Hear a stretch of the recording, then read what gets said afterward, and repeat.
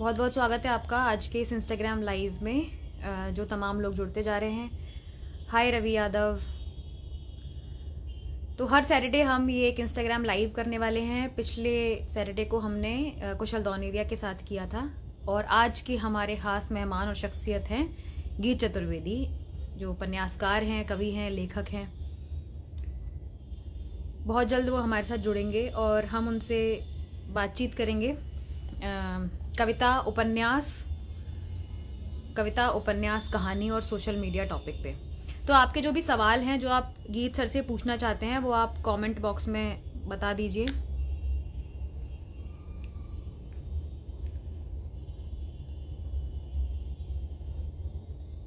Hello everyone, जो भी तमाम लोग यहाँ जुड़ रहे हैं सबको बहुत बहुत नमस्कार, सबका बहुत बहुत स्वागत है। नहीं, आज का जो टॉपिक है वो शायरी पर नहीं है। शायरी का हमने पिछले सैटरडे किया था। आज हम हिंदी साहित्य, कहानी, गद्य पर बात करेंगे। सर से हम मिले थे बुक फेयर में। ओके, मैं भी मिली थी बुक फेयर में। अभी हम यहाँ वापस उनसे मिलेंगे। तो जो सवाल हैं जो आप गीत सर से पूछना चाहते हैं वो आप यहाँ टाइप कर सकते हैं लाइव सेशन के दौरान। अभी हम इंतज़ार कर रहे हैं कि वो आए और हम उनसे बातचीत शुरू करें। शायरी का सेशन हम फिर कभी और करेंगे। हाँ, अमर उजाला से संबंधित, काव्य से संबंधित, काव्य कैफे से रिलेटेड अगर आपको इतनी देर में कोई सवाल पूछना है तो आप पूछ सकते हैं।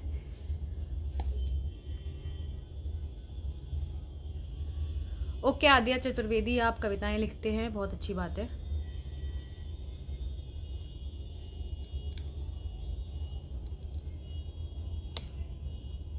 अमर उजाला में अगर आप कोई कविता प्रकाशित करवाना चाहते हो तो अमर उजाला काव्य की वेबसाइट पर ही ऑप्शन है रचना भेजिए। वहां जाकर आप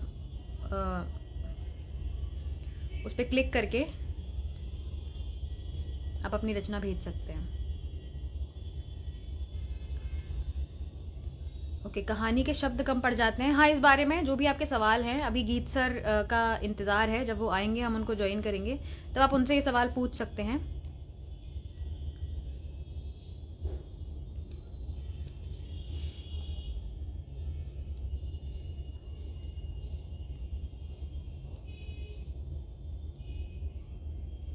बाकी और कोई सवाल है तब तक आप पूछ सकते हैं। रश्मि रथी का वीडियो है अमर उजाला काव्य के यूट्यूब चैनल पर है, वहां आप जाकर देख सकते हो। काव्य कैफे में परफॉर्म करने के लिए आप अमर उजाला काव्य@gmail.com पर आप मेल कर सकते हो अपना वीडियो।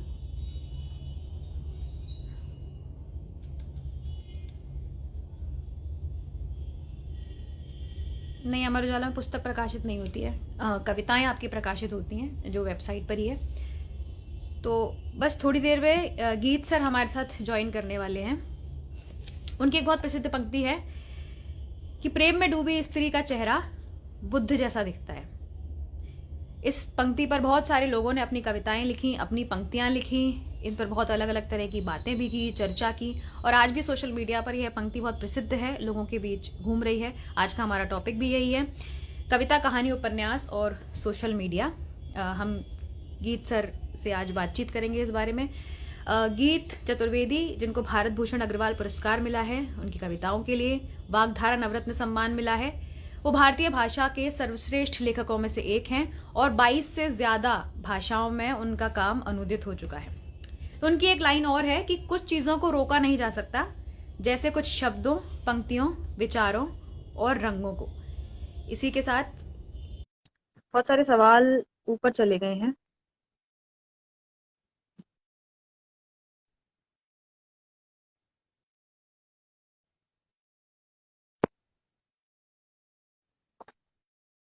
सर, बहुत बहुत स्वागत है आपका। बहुत शुक्रिया आपका दीपाली। बहुत तो धन्यवाद। आप ही की पंक्ति से शुरू करेंगे। आपने जैसा कि लिखा है कि कुछ चीजों को रोका नहीं जा सकता, जैसे कुछ शब्दों, पंक्तियों, विचारों और रंगों को। हाँ हाँ। तो कोई भी कवि या लेखक वो कैसे तय करते हैं कि अब इस विचार को हमें किसी कविता या कहानी की शक्ल दे देनी चाहिए? जैसा कि हमारे वैज्ञानिक बताते हैं कि 60,000 विचार हमारे दिमाग में आते हैं, लेकिन मुझे लगता है कि कवियों और लेखकों के लिए ये विचार बड़े महत्वपूर्ण होते होंगे। किस समय हमें अपने मन में आए विचारों को कविता में लिख देना चाहिए, यही है सवाल। ऐसा ही। कौन से विचार? कौन से जैसे कई विचार? बार बहुत से विचार जो आते हैं, कई बार लगता है कि हम इस टॉपिक पर लिख सकते हैं, पर कई बार उसको हम्म, नेग्लेक्ट भी कर देते हैं। हाँ हाँ हाँ। तब वो विचार कहीं पीछे छूट जाता है। एग्जैक्टली। ये बड़ा अमूर्त किस्म का है, क्योंकि हर एक के लिए अलग अलग महत्व होता है विचारों का। लेकिन फिर भी मैं इतना जरूर कहूंगा कि जो विचार आपके हृदय को स्पर्श करे, आपको गुदगुदाए, आपको कुछ और सोचने और करने के लिए प्रेरित और विवश करे, उन विचारों को कागज पे जरूर लिख लेना चाहिए। और कोई जरूरी नहीं है कि कागज पर लिखी गई हर पंक्ति का आप कविता या कहानी में इस्तेमाल कर ही लें। कई बार नहीं भी कर पाते हैं। कई बार ऐसा होता है कि जो पंक्ति हमने आज लिखी है, 5 साल बाद या 7 साल 10 साल बाद जाकर के इस्तेमाल होने की दशा में आ पाती है। लेकिन आप उसे कागज पे जरूर लिख लें, और उसके बाद फिर पंक्तियां खुद अपनी अपनी मंजिल तय करती हैं। पंक्तियां खुद अपने रास्तों पर चलने लगती हैं। जैसे इंसानों के बीच दोस्ती होती है, वैसे ही कई बार पंक्तियों के बीच भी दोस्ती होती है। एक पंक्ति आपको जनवरी में ख्याल आई, एक विचार आपके पास जनवरी में आया, और दूसरा विचार आपके पास अप्रैल में आया। और हो सकता है कि किसी एक कविता के भीतर दोनों विचार एक दूसरे का हाथ पकड़ के साथ साथ चलने लग जाएं। तो इस तरह से बहुत खुले तौर पर हर पंक्ति, हर विचार को देखना होता है। जी सर, जब हम विचारों और लेखन की बात कर रहे हैं, तो गद्य के बारे में आचार्य रामचंद्र शुक्ल ने कहा है कि कवियों और लेखकों की कसौटी निबंध है। गद्य है और गद्य की कसौटी निबंध है। तो जितने भी तमाम गद्य लिखने वाले हैं, आपको लगता है कि वो सब चीजें छोड़ के पहले निबंध पे काम करें? ये संस्कृत की एक बड़ी मशहूर, बड़ी प्रसिद्ध उक्ति है, गद्यम कविनाम निक्षम वदंती। तो गद्य जो है वो कवियों के लिए कसौटी की तरह काम हो, कसौटी की तरह देखा जाता है। दरअसल गद्य जो होता है, देखने की हमारी जो दृष्टि है और विस्तार करने की जो हमारी काबिलियत है, उसको बहुत ही मदद करता है। और जी। ये हमें जो है भाषा के प्रति, भाषा के सौंदर्य के प्रति एक अलग तरीके से जागरूक भी करता है। तो कवियों को जो है अवश्यम भावी तरीके से गद्य लिखना चाहिए। गद्य में भी जो निबंध वाला पक्ष आपने कहा है, जी। वो जरूर लिखना चाहिए। या तो आप चिट्ठियों की तरह लिखें, या तो आप निबंध की तरह लिखें।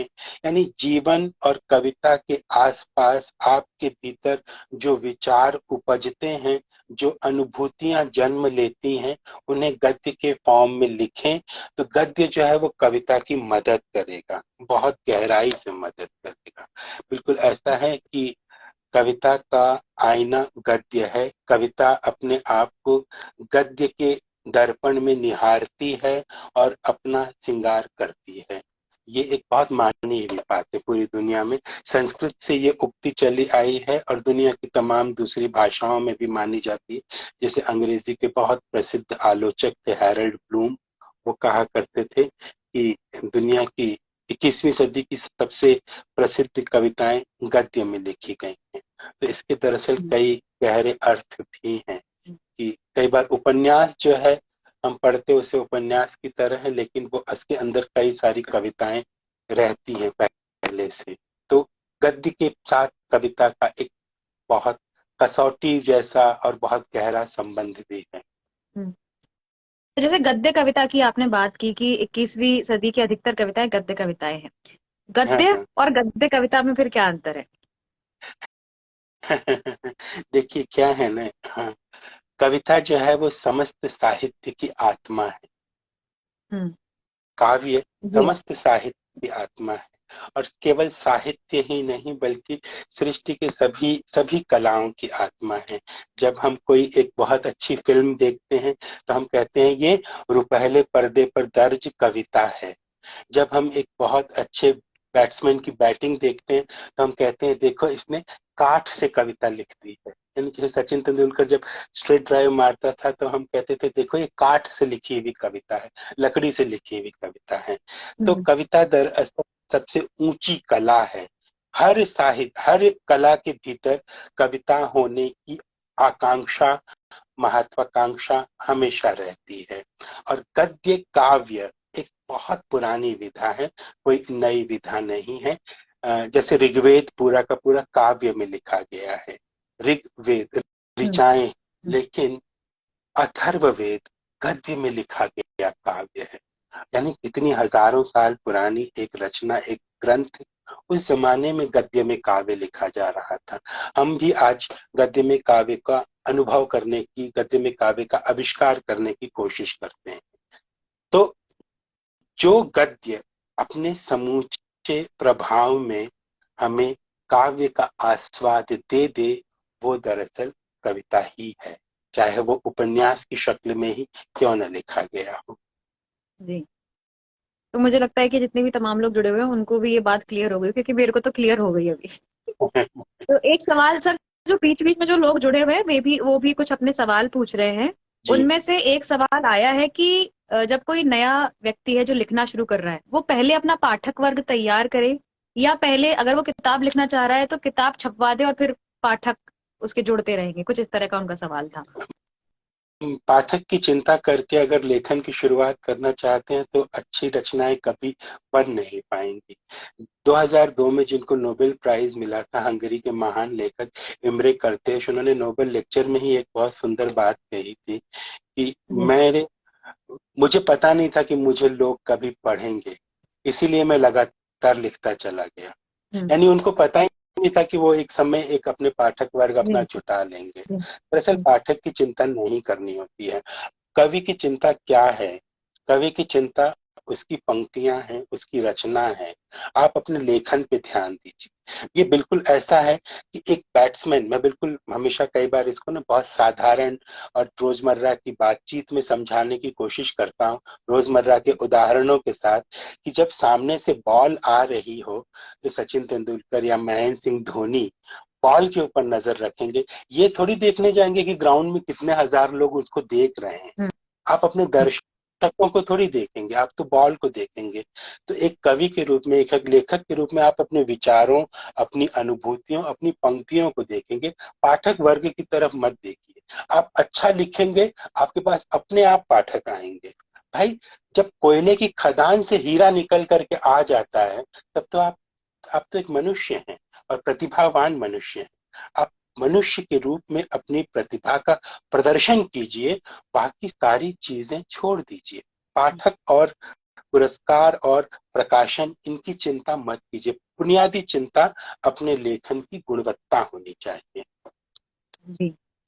तो बहुत ही सुंदर जवाब आपने दिया, और ये बात किसी ने अभी कमेंट में भी बताई है, उन्होंने कमेंट करके भी लिखा है। सर, आपकी अधूरी चीजों का देवता मैंने पढ़ी है, जो निबंध स्वरूप में आपने किताब लिखी है, जी जी। उसमें बहुत गहरा अध्ययन है। इसके लिए मैंने आपको फोन पर भी, मुझसे रहा ही नहीं गया तो मैंने फोन करके आपसे बात भी की थी कि बहुत अच्छी किताब मुझे लगी। और हम्म। बाकी उसमें कुछ लेखन के तत्व, तो ये लेखन के तत्व जो है, जब कोई व्यक्ति निबंध भी लिख रहा है, अगर आचार्य रामचंद्र शुक्ल जी की बात को मानते हुए वो निबंध पर काम करे, तो इस अध्ययन के अलावा और क्या चीज है जिस पर उसको काम करना चाहिए? गद्य लिखने के लिए देखिए, अध्ययन, किसी भी किस्म के लेखन हम्म। के लिए अध्ययन बहुत जरूरी है। तो अपने आसपास के लोगों को पढ़ें, अपने पूर्वजों को पढ़ें, दूसरी भाषाओं के लेखकों को पढ़ें, अपनी भाषा के लेखकों को पढ़ें, जिन लेखकों को आप बहुत पसंद करते हैं उनको पढ़ें, और जिन लेखकों को आप बिल्कुल पसंद नहीं करते उनको पढ़ें। आप अपने दोस्तों को पढ़ें, आप अपने दुश्मनों को भी पढ़ें, और इन सबको पढ़ करके आप जानेंगे कि दरअसल चल क्या रहा है। ये जानना बहुत जरूरी है कि ज्ञान के क्षेत्र में क्या चल रहा है। हम्म। सबसे पहली चीज है अध्ययन, और दूसरी चीज है लगातार लेखन। क्योंकि लेखन जो है, कई बार ना हम बहुत सारा अध्ययन कर लेते हैं और इस आत्मविश्वास से भरे रहते हैं कि किसी एक दिन लिखना शुरू करेंगे, और जिस दिन लिखेंगे उस दिन तो सब कुछ एकदम मतलब छा जाएंगे एकदम। ऐसा होता नहीं है। अध्ययन के साथ में हमें अभ्यास भी चाहिए होता है, लेखन का अभ्यास। जैसे एक संगीतकार रोज 4 घंटे 6 घंटे रियाज करता है, एक ही राग को साधने की कितनी सारी कोशिशें करता है, जैसे एक बैट्समैन नेट में प्रैक्टिस करता है, उसी तरह एक लेखक को रोज लिखते हुए अपनी भाषा को सुंदर बनाने, अपनी भाषा को अभिव्यक्ति के रस से परिपूर्ण बनाने के लिए अभ्यास करते रहना चाहिए। तो एक तरफ अध्ययन करते रहिए, दूसरी तरफ अभ्यास करते रहिए। बुरा लिखने से मत घबराइए।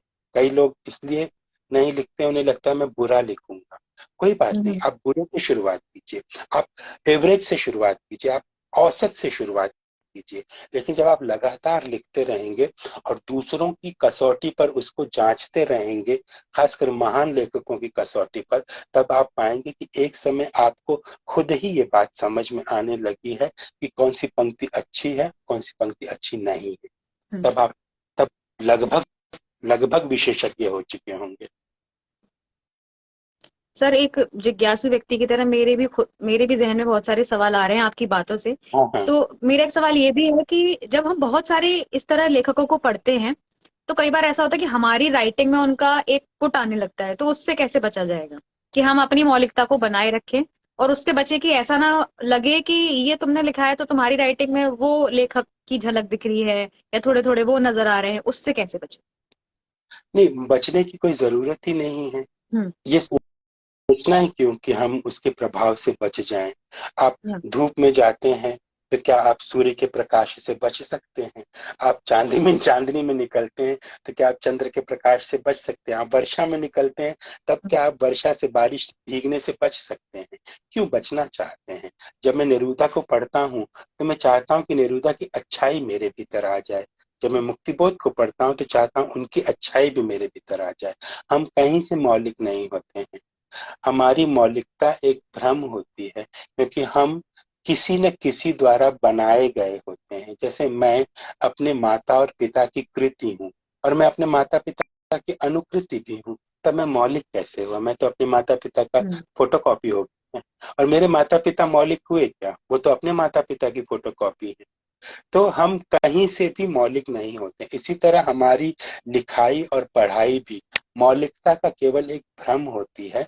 हम दरअसल बहुत सारे लोगों की लिखाई से, उनके बने हुए प्रभाव से ही बनते हैं। और जी। ये बहुत सही बात है।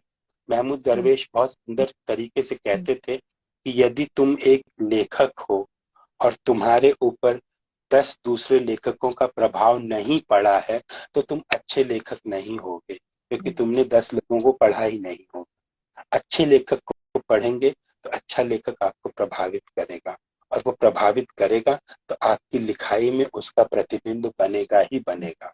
ये बिल्कुल ना खाना खाने का है। अगर आप प्रोटीन खाओगे तो आपकी मसल्स बनेगी ही बनेगी 100%। और यदि आपकी मसल्स नहीं बनी हुई है, इसका मतलब है आपने पर्याप्त प्रोटीन नहीं खाया है। ये बिल्कुल ऐसा ही है सिस्टम। तो ये तो व्यक्तिगत तौर पे भी मेरे लिए बहुत ग्रहण करने वाली बात है, इसको मैं याद रखूंगी।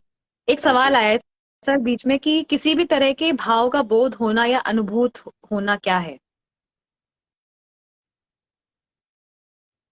किसी भी तरह के भाव का बोध होना या अनुबोध होना, ये तो बेहद दार्शनिक किस्म का प्रश्न है। बोध हो, ये इसी बात को तो बताया नहीं जा सकता है ना। बोध तो बेहद निजी वस्तु, बेहद निजी चीज है।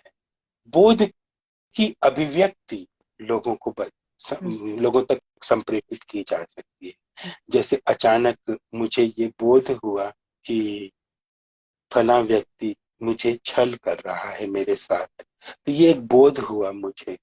जब तक मैं इसे किसी दूसरे को बताऊंगा नहीं, तब तक ये संप्रेषित नहीं होगा। तो बोध अत्यंत निजी चीज, अत्यंत निजी घटना है।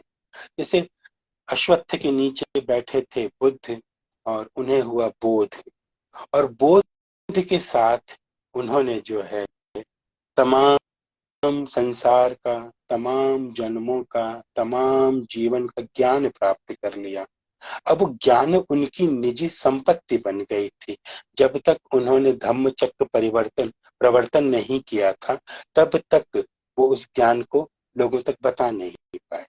तो बोध अत्यंत निजी है बोध को अभिव्यक्ति और संप्रेषण की आवश्यकता कलाओं में और दर्शन में जरूर पड़ती है। जी। एक सवाल और है सर, जो मैंने व्यक्तिगत तौर पर भी आपसे एक बार पूछा था हाँ, कि कहानी लिखते वक्त पूरी कहानी जहन में हमारे तैयार रहती है, हम पहले उसको तैयार करें, या अगर कोई ऐसा प्लॉट दिमाग में आ गया है और उसको लिखते रहें और फिर उसको उस पर छोड़ दें कि जो भी विचार साथ साथ आते रहेंगे हम उसको आगे बढ़ाएंगे? दोनों तरीका होता है काम करने का। हमारे ऊपर कौन सा वाला तरीका हमारे हमारे लिए सही साबित होगा, हमको ये देखना पड़ता है। जैसे जैसे बहुत सारी दवाइयां होती हैं, हमको कौन सी दवाई सूट करेगी इस पर निर्भर करता है। आप दोनों तरीके से कहानी लिख सकते हैं। पहली पहली बात है कि मन के अंदर सब कुछ पहले बना लीजिए और उसके बाद उसको कागज पर लिखिए। जैसे अर्जेंटीना के बहुत बड़े लेखक थे होर्हे लुइस बोर्हेस। वो जी। सारी की सारी कहानियां, अपनी सारी की सारी पंक्तियां अपने मन में बना लेते थे। क्यों बना लेते थे? क्योंकि वो नेत्रहीन थे, बार बार लिख नहीं सकते थे। उनको लिखने के लिए एक बाहरी मदद की आवश्यकता पड़ती थी। अल्बर्टो मांगुएल उनके पास आता था, वो उनसे लिखवाते थे। तो एक वो तरीका भी है कि पूरी की पूरी कहानी यहाँ पे तैयार है और आप किसी को डिक्टेट करके उसको आप लिखवाते चले जा रहे हैं। दूसरा, हम ज्यादा प्रचलित तरीका है कि आपने एक मोटा मोटा प्लॉट सोच लिया है और उसके बाद उसे लिखना शुरू कर दिया है और उसे एक थ्रिल, एक रहस्य की तरह उसके साथ बढ़े चले जा रहे हैं। जैसे मुराकामी बहुत सुंदर बात कहता है एक, कि अगर मुझे पता हो कि कहानी में आगे क्या होने वाला है तो मैं कहानी लिखूंगा ही। हम्म। दरअसल मुझे लिखते समय ये पता करना होता है कि आगे क्या होगा। यानी वो हर रोज, हर तीसरे रोज, चौथे रोज अपनी कहानी को इम्प्रोवाइज कर रहा है। लिखते लिखते वो लिख रहा है, पहले से कुछ खास सोच नहीं रखा है। तो दोनों तरीका होता है, आप जो चाहे वो अपना सकते हैं और दोनों तरीके सुपरहिट तरीके हैं। डिपेंड ये करता है कि at the end of day आपने कागज पे उतारा क्या है। बोलता हम्म। कागज है, बाकी सारी जो प्रोसेस है, बाकी सारी रचना प्रक्रिया है, ये बहुत मायने नहीं रखती। मायने हम्म। सिर्फ वही रखता है जो आपने कागज पे उतार दिया है। यानी मुराकामी के अनुसार कई बार कहानी लिखना हमारे खुद के लिए भी रहस्य होता है, यानी कहानी जो व्यक्ति लिख रहा है, लेखक के लिए भी वो रहस्य है कि आगे होने क्या वाला बिल्कुल, है। आगे आगे क्या होने वाला है। तभी तो वो पेज टर्नर खुद के लिए भी बनाते हैं और रीडर के लिए भी पेज टर्नर बनाते हैं वो। जी। तो सोशल मीडिया पर जो लिखने वाले हैं वो भी कई बार ये सोचते होंगे कि आगे क्या होने वाला है, कितने लाइक्स और कितने शेयर मिलने वाले हैं। तो हमारे आज के इस टॉपिक में सोशल मीडिया भी इंक्लूडेड है, क्योंकि तो उसी से रिलेटेड मेरा सवाल है कि सोशल मीडिया ने आज की डेट में जो लिखने वाले हैं, जो लेखक हैं, खासतौर पे जो नए लिखने वाले हैं आज की जनरेशन के, उनको किस तरह हेल्प की है? और आपको लगता है कि आपको भी व्यक्तिगत तौर पर सोशल मीडिया से कुछ हेल्प मिली है? अब सोशल मीडिया से एक फायदा तो ये मिलता है कि आप एक ही जगह बैठे बैठे तमाम बहुत सारे लोगों से जुड़ लेते हैं। जैसे ये हम इस समय एक जी। बातचीत पा रहे हैं, ये सोशल मीडिया का फायदा ही है कि हम आपस में बात कर रहे हैं और बाकी तमाम लोग उसे सुन रहे हैं, उसे देख रहे हैं। ये तो एक जो कनेक्शन का फायदा है, सोशल मीडिया का सबसे बड़ा फायदा यही। बाकी और दूसरी चीजें, जैसे मुझसे कई बार पूछा जाता है कि लोग सोशल मीडिया पे राइटिंग कर रहे हैं या सोशल मीडिया को ही राइटिंग का प्लेटफॉर्म बना करके रखा हुआ है। तो जो बहुत सीरियस लोग हैं, जिनके भीतर लेखन को लेकर के एक गंभीर किस्म की महत्वाकांक्षा और आकांक्षा है, उनके लिए सोशल मीडिया सिर्फ एक मीडिया है लोगों से जुड़ने का।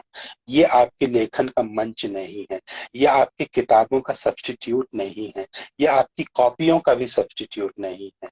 मैं तमाम नौजवानों से यही आग्रह करता हूं कि वो अपना लेखन अपनी कॉपी में करें, वो अपना लेखन अपनी नोटबुक में करें, अपनी अपनी पढ़ाई अपनी किताबों में करें, साहित्य की किताबें पढ़ें। सोशल मीडिया से जुड़ने, नई चीजों को जानने, नए लेखकों से परिचित होने, पुराने लेखकों के नए व्यवहार को जानने, इन्हीं के लिए उसका प्रयोग करें। ये यहाँ पर like, share, tweet, retweet, repost के चक्कर में फेर में ना पड़े, क्योंकि ये अंततः आपकी राइटिंग को गलत तरीके से प्रभावित करेगा। अच्छा लेखक बनना है तो इन सारे मोह माया से दूर होकर के अच्छी किताबें, अच्छी पंक्तियां पढ़िए। यहाँ शेयर कीजिए, यहाँ पढ़िए, लेकिन पढ़ाई का मुख्य माध्यम किताबें होना चाहिए। यानी बुक पढ़ो, फेसबुक थोड़ा कम पढ़ो। ये बहुत अच्छी लाइन है। बुक पढ़ो फेसबुक कम पढ़ो, यानी यहाँ अगर आ भी रहे हैं तो कनेक्शन के लिए, लेकिन इसको बहुत गंभीर मीडियम ना बना ले कि ये ही बहुत जरूरी हाँ, है। हाँ, सर 2 सवाल इस बीच आ गए इस बातचीत में कि अभी इन दिनों आप क्या पढ़ रहे हैं, एक सवाल तो ये है। और दूसरा हाँ, सवाल एक ये भी आया है हाँ, कि कई बार हम जिस मुद्दे को लेकर लिखना शुरू करते हैं हम उससे भटक जाते हैं, तो मुद्दे पर कैसे रहे? मुद्दे पर कैसे रहें। देखिए मैं क्या पढ़ रहा हूँ, मैं इन दिनों ये एक अज्ञेय की जीवनी आई है, ये पेंगुइन से है, ये अक्षय हाँ। मुकुल ने लिखी है, राइटर, रेबल, सोल्जर, लवर। ये किताब बहुत मोटी है, बहुत भारी किताब है, 1000 पेजेस लगभग हैं। मैं इसको थोड़ा थोड़ा थोड़ा करके पढ़ रहा हूँ क्योंकि मुझे अज्ञेय बहुत पसंद है। जी। और ये अज्ञेय के जीवन को नए तरीके से देखने की कोशिश की है अक्षय मुकुल ने। और दूसरा सवाल आपका ये था कि अगर हम किसी एक जगह पे जाके रुक जाते हैं तब हम क्या करें। सर अगर एक मुद्दे को लेकर हम कुछ लिखना शुरू कर रहे हैं, लेकिन लिखते लिखते फिर उस मुद्दे से भटक जाते हैं, फिर शायद कुछ और लिखने लगते हैं, तो उस मुद्दे पर कैसे रहें, उस विषय पर कैसे रहें? अगर सच में उस विषय पर रहना चाहते हैं तो बाकी तमाम चीजों को छोड़ दें। मैं अपना अनुभव बताऊं, कोई सुझाव देने की बजाय अपना अनुभव इस तरह से कहूं कि मैं तो भटकने में विश्वास करता हूं। मैं खूब भटकता हूं। मैं लिखते लिखते अटकता हूँ और लिखते लिखते भटकता भी हूँ, क्योंकि अटकना और भटकना यही हमारी संस्कृति और हमारी परंपरा के मूल में है कि अगर आपको बुद्ध बनना है तो भटकना अनिवार्य है। आप घर बैठे बुद्ध नहीं बनेंगे, आपको बाहर जी। निकलना पड़ेगा, मोह माया को छोड़ना पड़ेगा, जो आपके जीवन की सबसे महत्वपूर्ण चीजें हैं उनको छोड़ना पड़ेगा और भटकना पड़ेगा, गली गली, द्वार द्वार, नगरी नगरी। आपको जो चाहिए उसको पाने के लिए भी भटकना पड़ेगा। बुद्ध को चाहिए थी संबोधि, उसे पाने के लिए वो पता नहीं कितने गुरुओं के पास गए, पता नहीं कितने साधुओं के पास गए और भटकते रहे, भटक करके पाए। वैसे ही किताबों के भीतर, अपने साहित्य के भीतर आप जिन विचारों और जिन अनुभूतियों को पाना चाहते हैं उन्हें पाने के लिए आपको बहुत सारे दूसरे विचारों तक जाना पड़ेगा, भटकना पड़ेगा। जैसे बुद्ध जो है वो गली गली, द्वारे द्वारे भटक रहे थे, वैसे हमें एक लेखक के तौर पर पन्ने पन्ने, पैराग्राफ पैराग्राफ, सेंटेंस सेंटेंस और किताबों किताबों में भटकना पड़ेगा। तो जब हम भटकते हुए पढ़ाई करेंगे तो लिखने में भी अगर हमारे भटकाव आता है तो उसको बुरा मत मानिए, थोड़ा कुछ समय भटक लीजिए उसके साथ में, क्योंकि आप रचनात्मक लेखन कर रहे हैं, कोई बहुत व्यावसायिक लेखन तो कर नहीं रहे हैं कि आपको बस ये चीज डिलीवर करनी ही करनी। रचनात्मक लेखन की एक खूबसूरती ये होती है कि उसमें हम बहुत सारी जगहों पर घूम करके तब एक जगह पर पहुंचते हैं। वो एक गाना है ना बहुत पॉपुलर किस्म का कि जग घूमया तारे जैसा न कोई।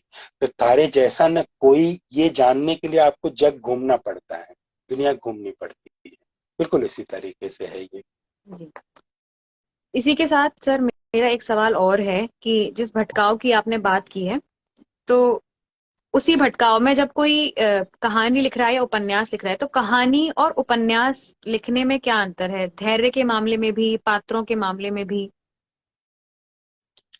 कहानी और उपन्यास में अंतर तो देखिए बहुत है और बहुत अलग अलग तरीके से इसे बोला जी। जा सकता है। क्योंकि आपके तो कहानी संग्रह भी है और उपन्यास भी है।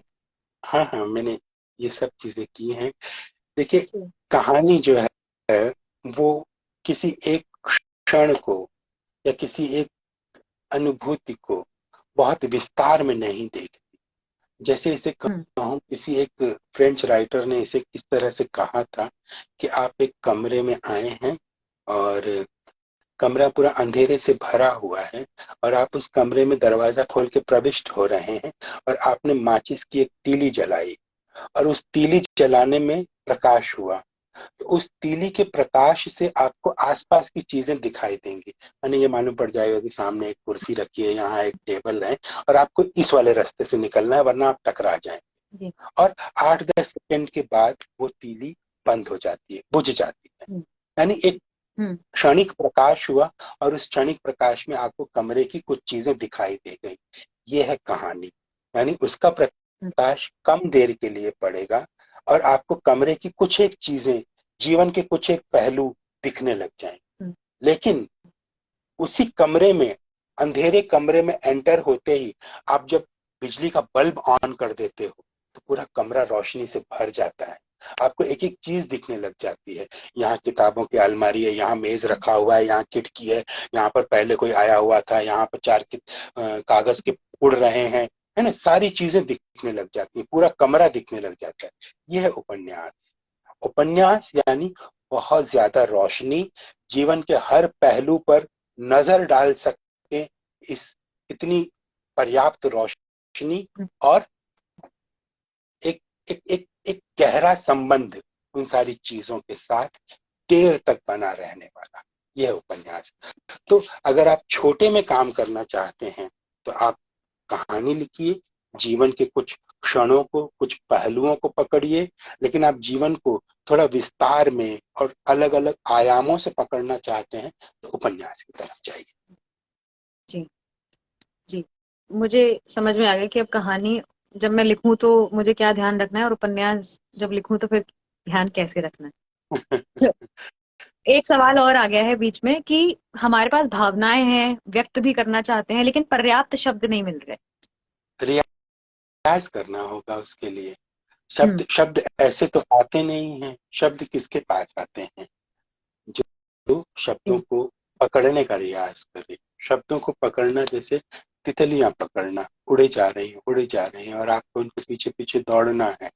तो जी भावनाएं हैं, लिखने की इच्छा भी मन के भीतर है, लेकिन लिख नहीं पा रहे हैं।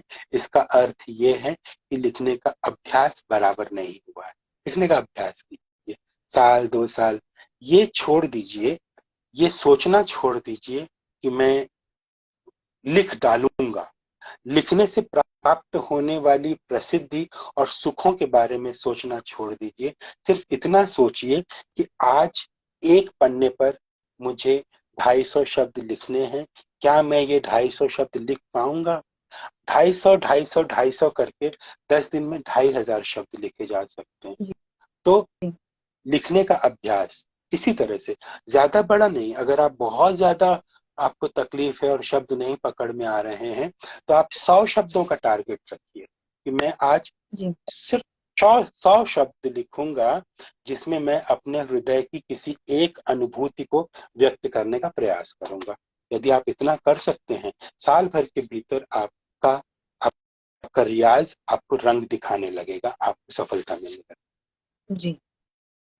तो मुझे लगता है जिनका ये सवाल था उनको उनका उत्तर बहुत अच्छे से मिल गया होगा कि उनको किसी रियाज की तरह इसको करना होगा। अभ्यास। बीच में बहुत सारे सवाल भी आते जा रहे हैं, लेकिन पीछे भी छूटते जा रहे हैं। उनको सवालों को हम बाद में लेंगे।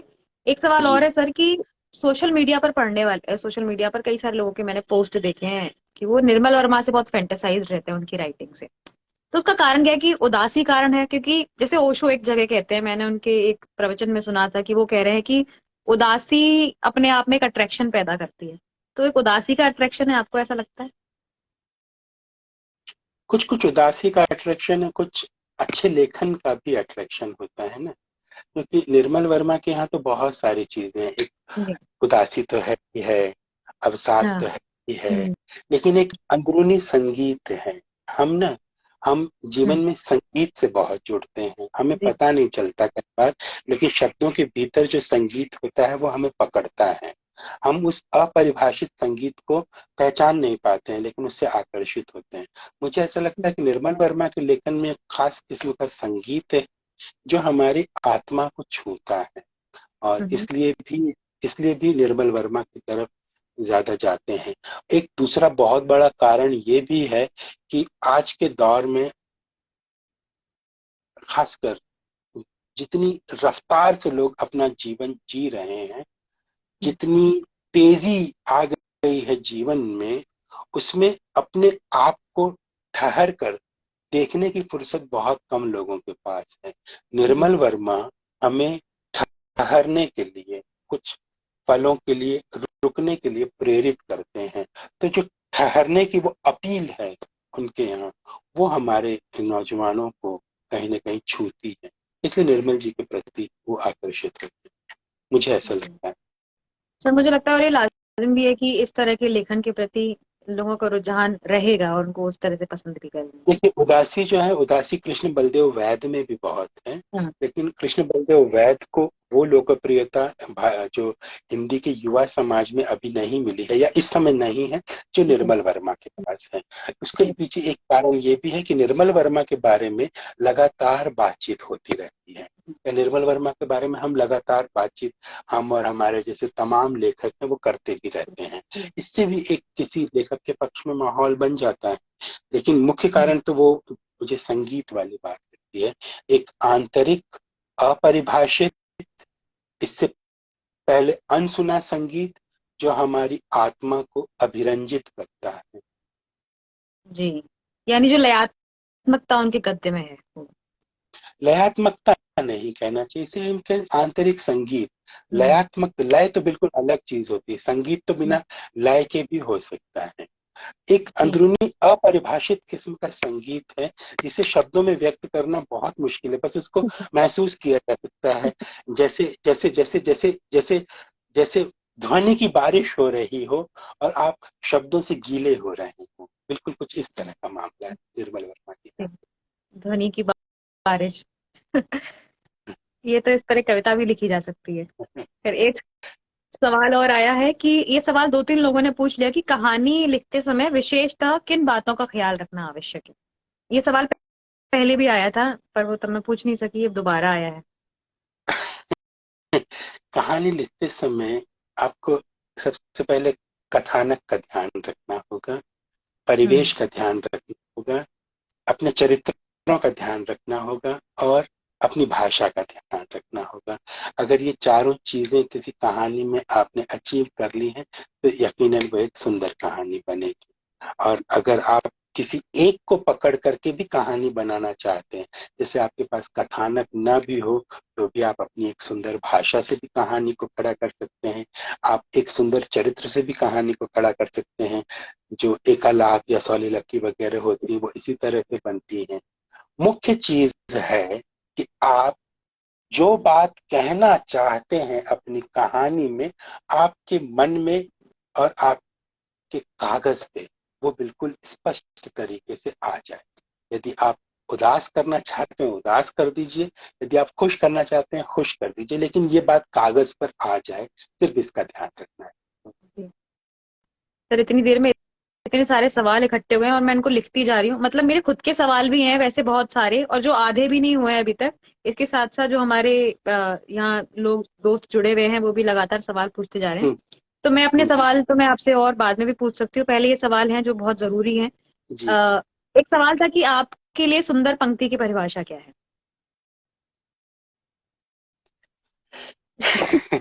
वो पंक्ति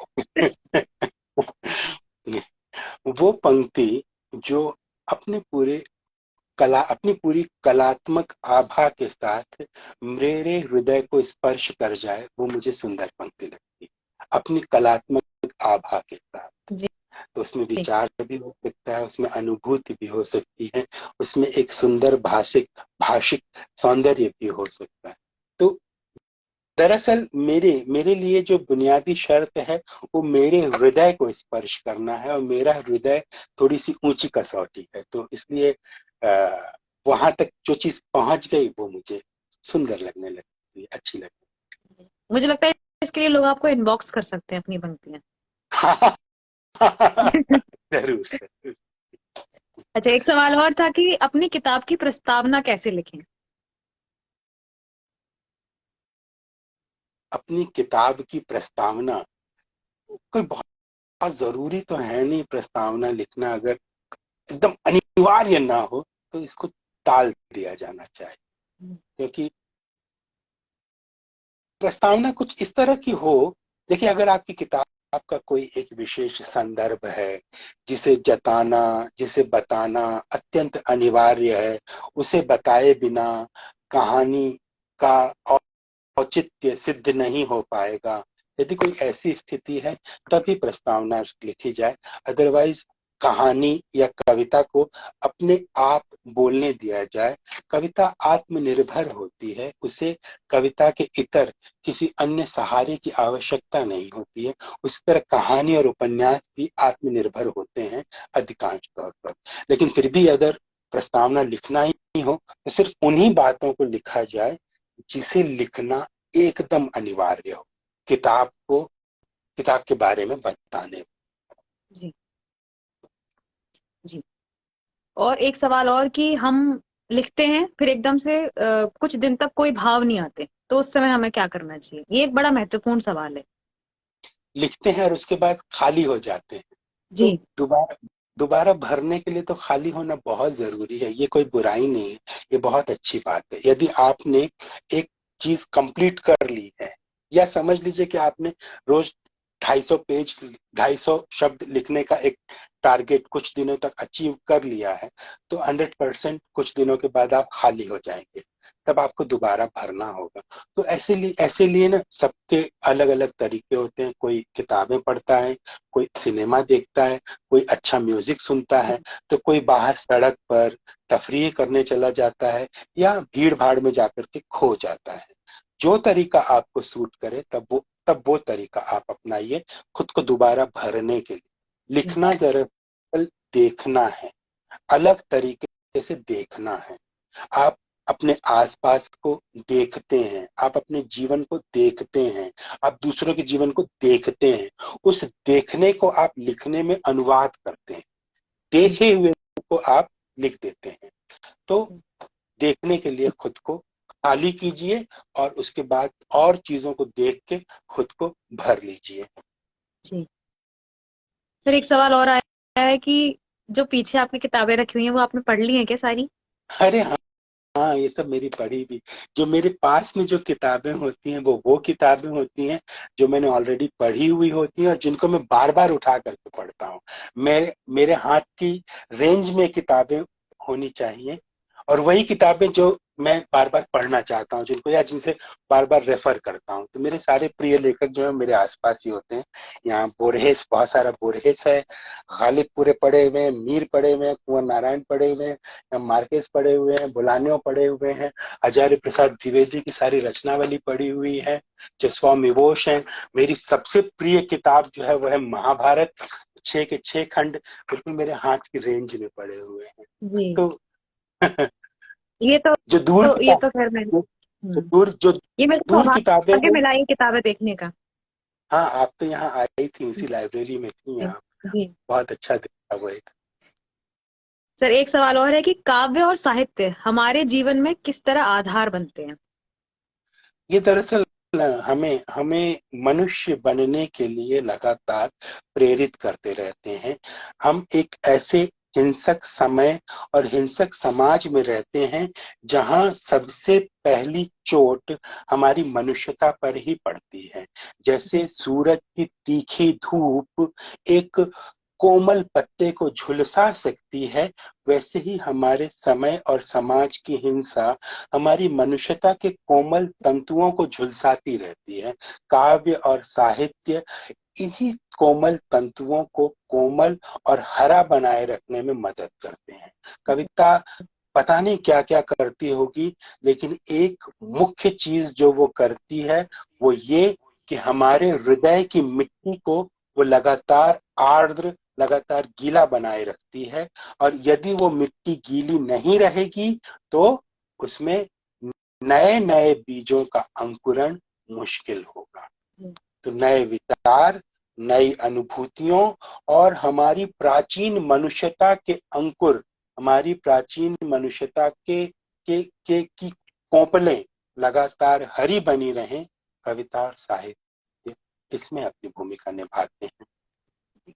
इसी के साथ मुझे लगता है कि एक सवाल और आया था कि कविता पढ़ना क्यों जरूरी है, तो इसका जवाब भी मिल गया होगा हाँ, जो हमारी यूजर ये है। उसी को बिल्कुल। सर एक सवाल और है, बहुत महत्वपूर्ण हाँ, है वो, कि हाँ, कही। आलो आलोचकों से ज्यादा ट्रोलर्स की भीड़ इकट्ठी हो गई है। हम्म। आलोचक आलोचक अब रहे ही नहीं, तो वो एक धड़ा है जो आएगा और आपको ट्रोल करके चला जाएगा, तो उससे कैसे बचेंगे?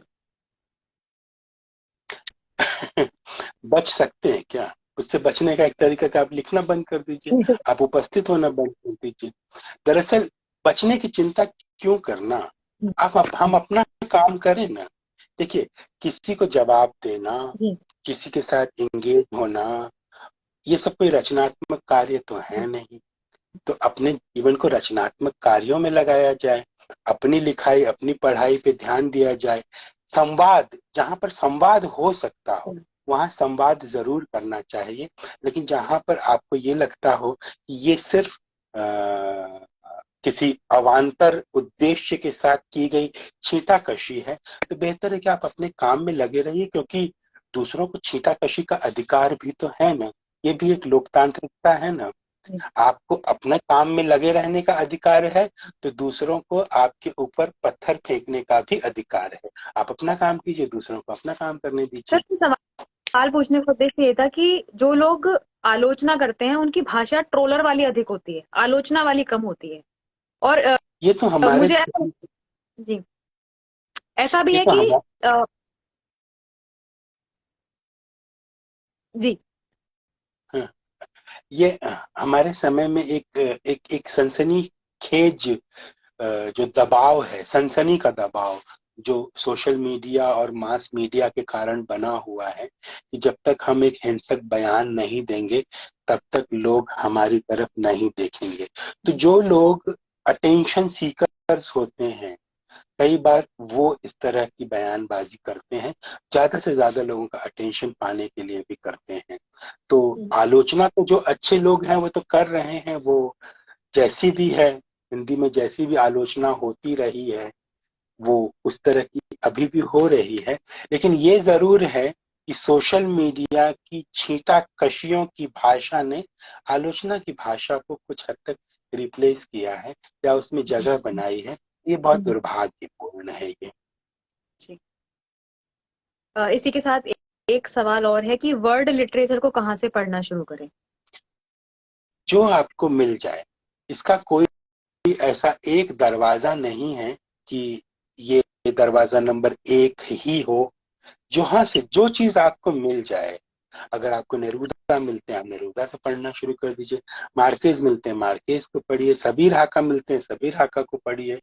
जहां से आपके लिखने पढ़ने की दुनिया खुल सकती हो, निर्मल वर्मा को पढ़िए। निर्मल वर्मा के पास इतने अधिक लेखक हैं, जैसे निर्मल जी की किताब है धुंध से उठती धुन, अगर जी। उसको पढ़ लिया जाए तो अकेले उसी में 50 लेखकों का पता है, उसी में 50 लेखकों के संदर्भ आते हैं। उन 50 लेखकों को खोज के पढ़ा जाए, जी। जहां से भी, जहां चाहे।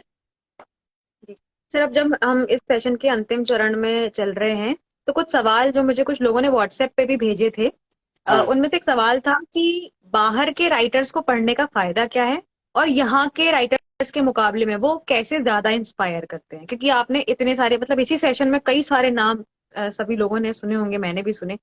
तो आपको क्या लगता है, आपने तो इतना सारा पढ़ा हुआ है?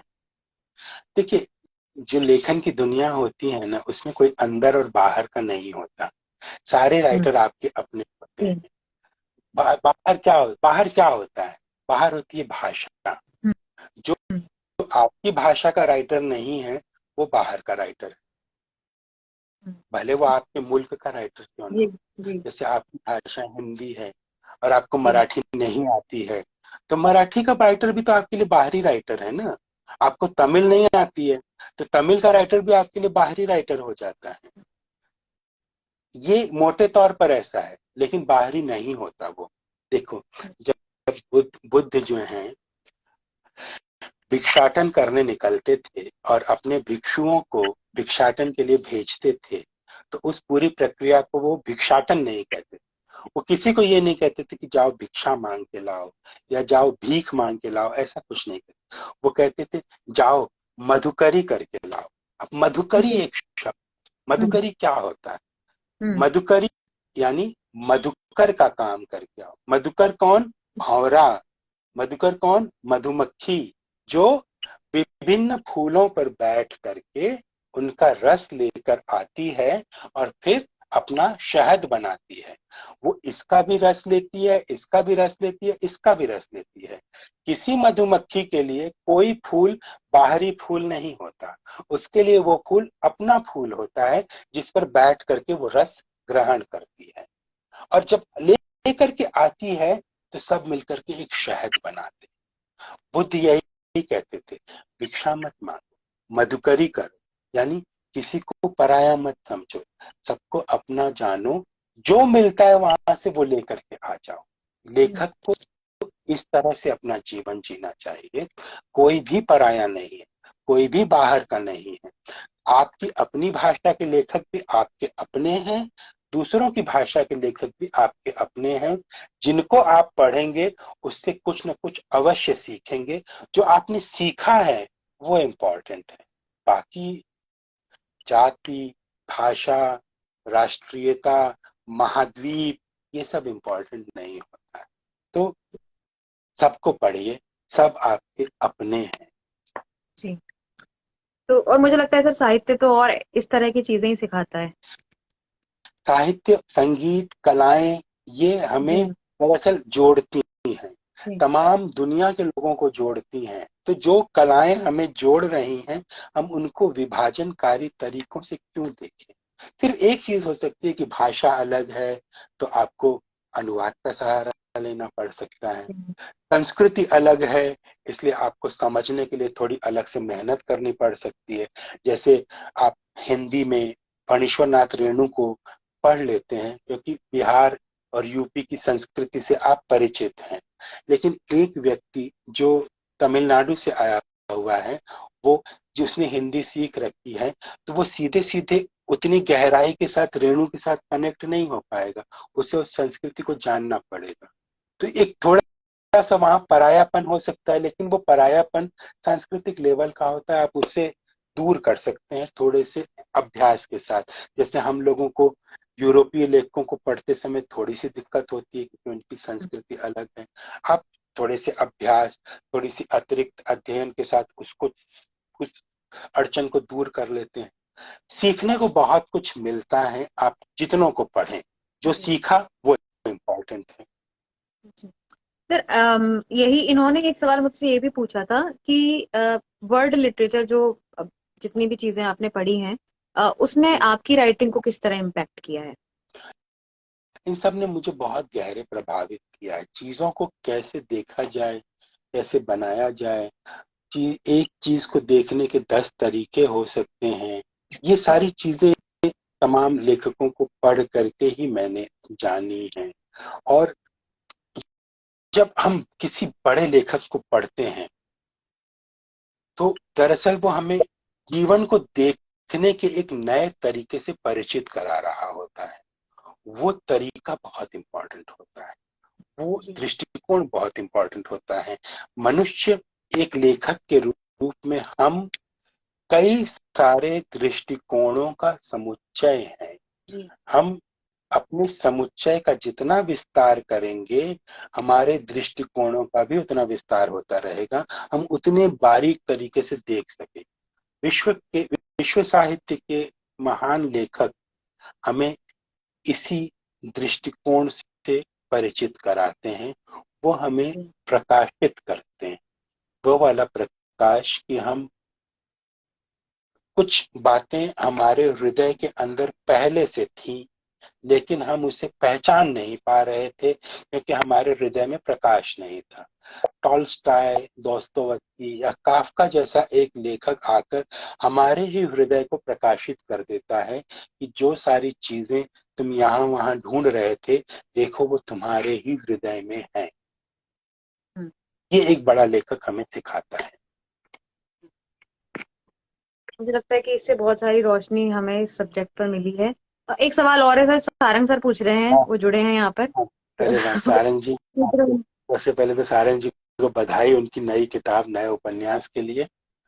जी हाँ, हम्म। मेरी तरफ से बहुत बहुत शुभकामनाएं। तो उनका सवाल है कि भारतीय पारंपरिक साहित्य का आपका अध्ययन बृहद है और गहरा है, अभी आप संस्कृत साहित्य में क्या पढ़ रहे हैं। संस्कृत में मुझे संस्कृत साहित्य से बहुत गहरा जुड़ाव है मेरा, और मैं बार बार संस्कृत साहित्य की तरफ लौटता हूँ। और जो महाभारत जिस किताब की मैं, जिस ग्रंथ की मैं अभी थोड़ी देर पहले चर्चा कर रहा था, वो एक ऐसी किताब है जिसको मैं हर दूसरे चौथे रोज उसका कुछ न कुछ अवश्य पढ़ता हूँ। एक भगवत गीता है, जिसे हम संस्कृत साहित्य और संस्कृत दर्शन का और भारतीय पारंपरिक साहित्य का एक अंग भी माने। भगवत गीता भी एक ऐसी पुस्तक है जिसे मैं रोज पढ़ता हूँ कमोबेश। तो संस्कृत साहित्य के साथ इस तरह जुड़ाव रहता ही है मेरा। कालिदास को बीच बीच में लगातार पलट पलट के पढ़ता रहता हूँ।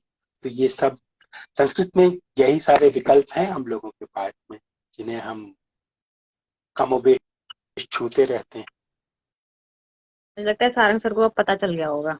हैं। तो एक मैं तो अभी इस बीच इतने सारे सवाल, मेरे सवाल पूरे नहीं हुए और लगातार सवाल इकट्ठे हुए जा रहे हैं। ये एक नेवर एंडिंग सेशन हो सकता है। मुझे लगता है आपके साथ और 3 सेशन करने पड़ेंगे। तो और सवाल मैं लेती हूँ कि जब हम, क्योंकि आपने इतना सारा अनुवाद भी किया है, तो अनुवाद के समय जो मूल जो संस्कृति है, जो उसके उसका उसमें जो निहित होती है, आपको लगता है कि वो अनुवाद के समय उसका अनुवाद करते समय वो एक चैलेंजिंग चीज होती है करने में? अनुवाद तो हमेशा से चैलेंजिंग होता है, और हम्म। भाषा का अनुवाद तो फिर भी किया जा सकता है, संस्कृति का अनुवाद करना थोड़ा सा मुश्किल होता है। लेकिन जो मेरी अनुवादक हैं अनीता गोपालन, वो एक ना बहुत सुंदर बात वो एक कहती हैं कि हर चीज ट्रांसलेट की जा सकती है, बशर्ते वो एक सही ट्रांसलेटर के हाथों में पहुंची हो।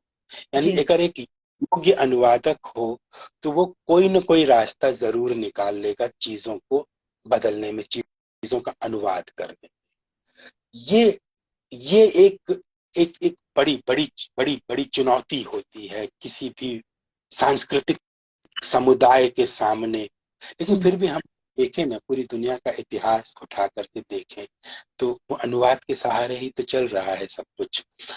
बुद्ध का सारा साहित्य, बुद्ध का पूरा दर्शन भारत से दूसरी भाषाओं में, दूसरे देशों में पहुंचा तो अनुवाद के माध्यम से ही पहुंचा ना।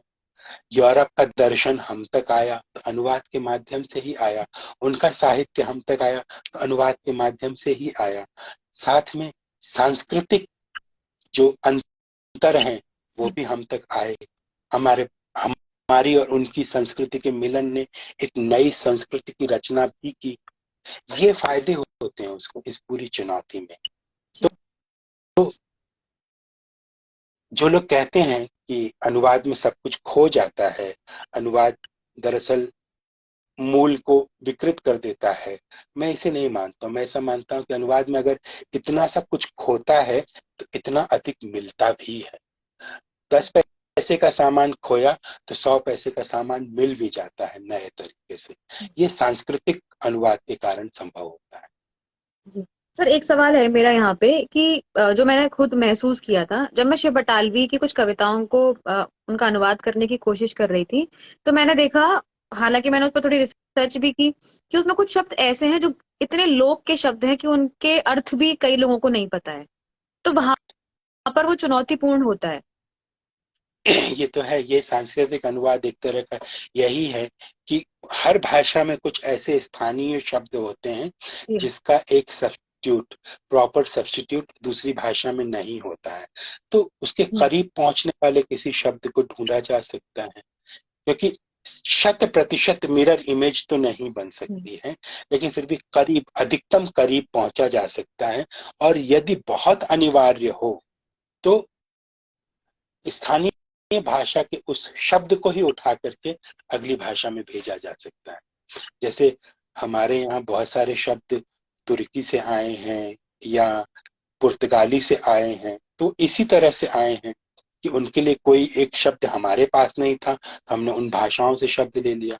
हमारी हिंदी से कई सारे शब्द दूसरी भाषाओं में चले गए क्योंकि एग्जैक्ट वही शब्द नहीं था। तो शब्द का आदान प्रदान करके भी इस समस्या से निपटा जा सकता है।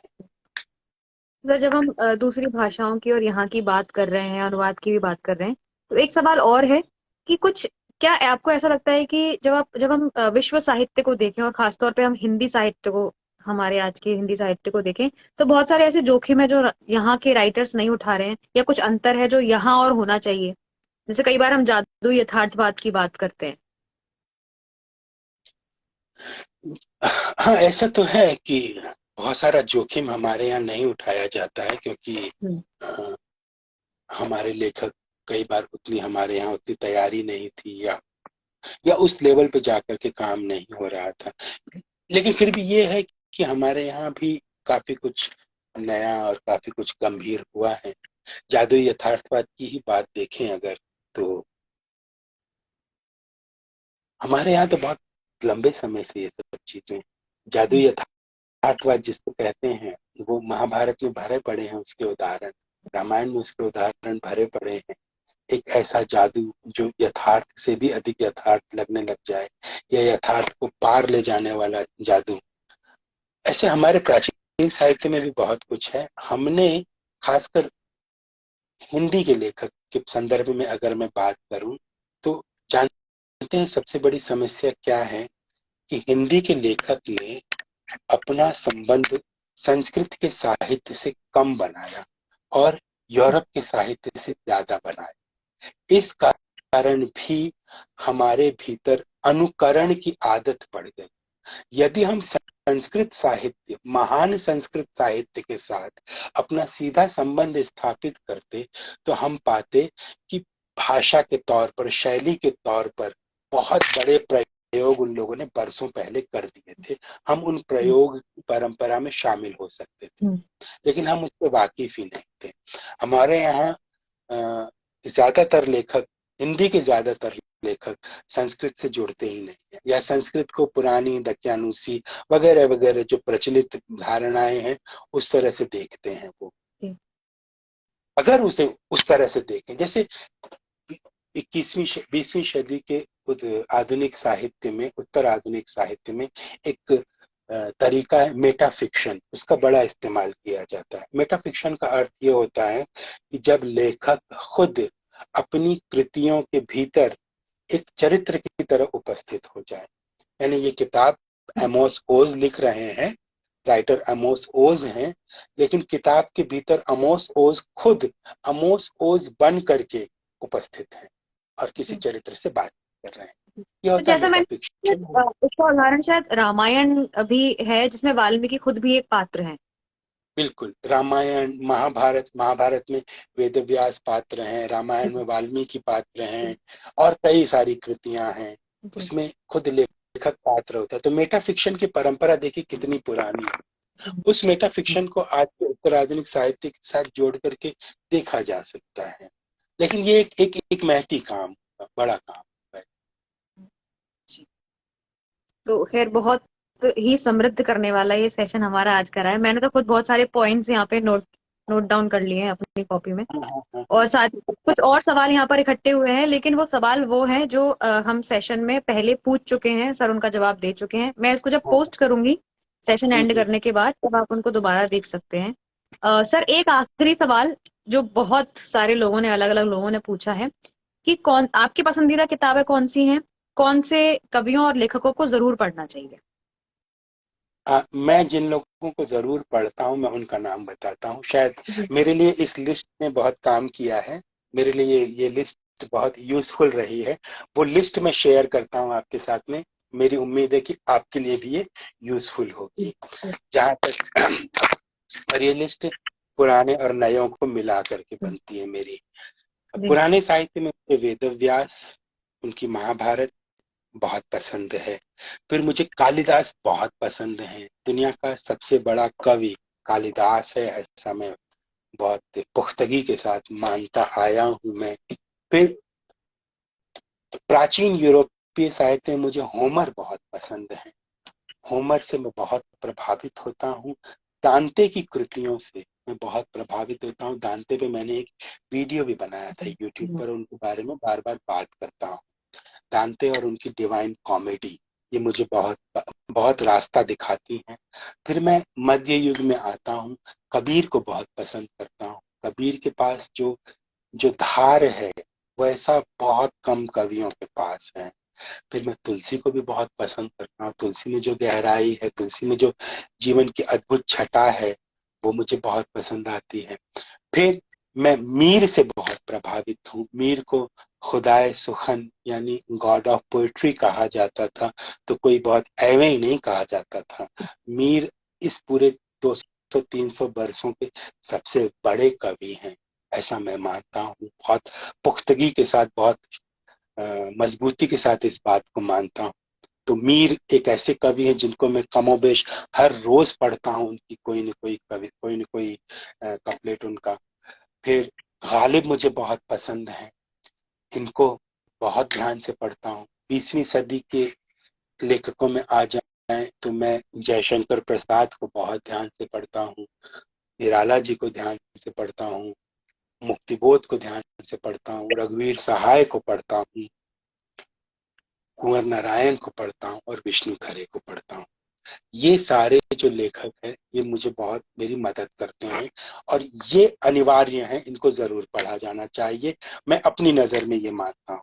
फिर 20वीं सदी में ही जो बाहर की दूसरी भाषाओं के लेखक हैं, उनमें एक लिस्ट मेरी ऐसी है कि मैं दोस्तोयस्की को बहुत ध्यान देता हूँ, उनको पढ़ता हूँ, काफका को पढ़ता हूँ, जेम्स जॉयस से बहुत प्यार करता हूँ, मार्सेल प्रूस्त जो फ्रांसीसी भाषा, फ्रेंच भाषा के लेखक थे, जिन्होंने 7 खंडों में उपन्यास लिखा था, उन्हें उनसे बहुत प्यार करता हूँ, उन्हें बहुत ध्यान से पढ़ता हूँ। मैं एक पोलिश भाषा की कवित्री है विस्वावा शिम्बोर्स्का, उनकी कविताओं से बहुत मोहब्बत करता हूँ। मैं जर्मन भाषा के कवि रिल्के से बहुत प्यार करता हूँ, उनको बहुत ध्यान से पढ़ता हूँ, राइनर मारिया रिल्के। पाब्लो नेरूदा से बहुत प्रभावित रहता हूँ। मैं होर्हे लुइस बोरहेस को एक गुरु की तरह देखता हूँ और उनकी कही हुई बातों को गुरु मंत्र की तरह दोहराता रहता हूँ अपने भीतर ही भीतर। बोरहेस उनका नाम है, हिंदी में उनकी किताबें अनूदित रूप में मिलती हैं, बोरखेज, बोरखेज नाम से मिलती है हिंदी में। इनके उच्चारण को लेकर अलग अलग भाषाओं में, अलग अलग इलाकों में अलग अलग मान्यताएं हैं। फिर मैं गाब्रियल गार्सिया मार्केस को बहुत ध्यान से पढ़ता हूँ, उन्हें बहुत पसंद करता हूँ। और बिल्कुल जिन ताज़ा लोगों में कहा जाए तो बुरहान पमुक को ध्यान से देखता हूँ, जेएम कोएट्जी को ध्यान से देखता हूँ, ध्यान से पढ़ता हूँ। ये लेखक हैं जो एक मेरी लिस्ट बनी हुई है और जो मुझे बहुत मदद करते हैं, और हो सकता है कि हमारे सुनने वालों, देखने वालों, नौजवानों की भी मदद करें। जी, पर टोटल आपने 25 नाम लिए, मैंने सारे लिख लिए हैं कॉपी में। अच्छा, मैंने तो गिना ही नहीं। रफ नोट डाउन कर लिए थे। तो मुझे लगता है कि बहुत सारा सीखने को यहाँ पर मेरे को तो मिला ही है, और साथ में जो लोग यहाँ पर जुड़े हैं उन लोगों को भी बहुत सारा सीखने को मिला होगा।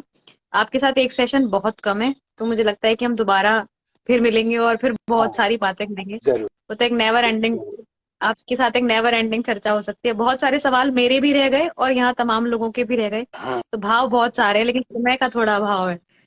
हाँ, बिल्कुल। जी, बहुत बहुत धन्यवाद सर, आप जुड़े, आपने अपना समय दिया।